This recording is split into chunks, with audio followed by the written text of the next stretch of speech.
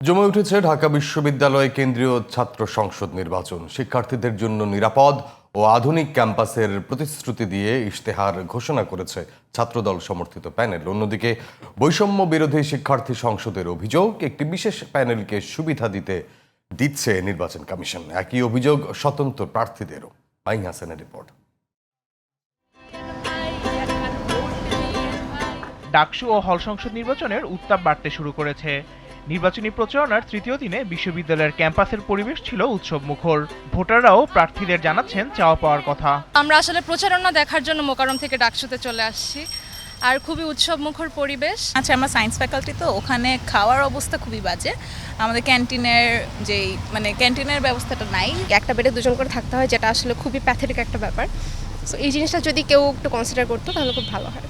বৃহস্পতিবার দুপুরে কলা ভবনের বটতলায় প্রতিশ্রুতি নয় পরিবর্তনে অঙ্গীকারবদ্ধ স্লোগানকে সামনে রেখে শিক্ষা ও গবেষণা আধুনিকায়ন, নারীবান্ধব ক্যাম্পাস, স্বাস্থ্যসেবা নিশ্চিতকরণ এবং প্রশাসনিক হয়রানি বন্ধসহ 10 দফা ইশতেহার ঘোষণা করেন ছাত্রদল প্যানেলের ভিপি প্রার্থী আবিদুল ইসলাম খান।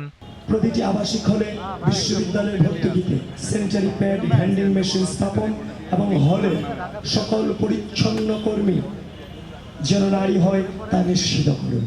অনাবাসিক নারী শিক্ষার্থীরা যেন হল প্রশাসনের অনুমতি সাপেক্ষে আবাসিক হলগুলোতে যৌক্তিক সময়কালে রাত্রি যাপন করতে পারে, তার জন্য প্রয়োজনীয় পদক্ষেপ গ্রহণ।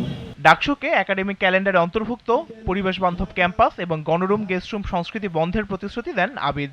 কেন্দ্রীয় লাইব্রেরিকে একটি বিশ্বমানের লাইব্রেরিতে রূপান্তরের লক্ষ্যে বিভিন্ন বিখ্যাত জার্নাল ও সার্চ টুলস এর সাবস্ক্রিপশন নেওয়া, লাইব্রেরি সিস্টেমকে ডিজিটালাইজেশনের আওতায় আনা এবং আবাসিক হলসমূহকে রিডিং রুম ও বিভাগীয় লাইব্রেরি সমূহের পরিবেশ ও সরঞ্জাম উন্নয়ন। ঢাকা বিশ্ববিদ্যালয়কে একটি প্রাণীবান্ধব ক্যাম্পাসে রূপান্তরিত করতে আবাসিক হল ও ক্যাম্পাসের বিভিন্ন স্থানে বসবাসরত প্রাণীদের জন্য খাবার ও চিকিৎসার ব্যবস্থা করা, প্রাণীর বিরুদ্ধে নির্যাতন প্রতিরোধ ও তাদের দায়িত্বশীল ব্যবস্থাপনা নিশ্চিত করা। এদিকে নির্বাচন কমিশন নিরপেক্ষতা হারিয়েছে বলে অভিযোগ বৈষম্য বিরোধী শিক্ষার্থী সংসদ প্যানেলের জিএস প্রার্থী আবু বাকের মজুমদারের। তফসিল ঘোষণার পর থেকে নানা ধরনের বিধিমালা নির্বাচন কমিশন থেকে আরোপ করা হয়েছিল, কিন্তু আমরা দেখছি যে অনেকে সেসব বিধিমালা মানছে না। যেমন এটাও সত্য, আবার বিশ্ববিদ্যালয় প্রশাসন তাদের বিরুদ্ধে ব্যবস্থা নিচ্ছে না।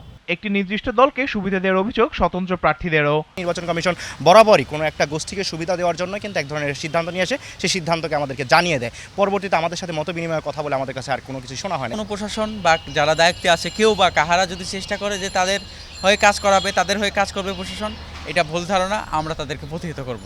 Mahi Hasan, GTV news, Dhaka.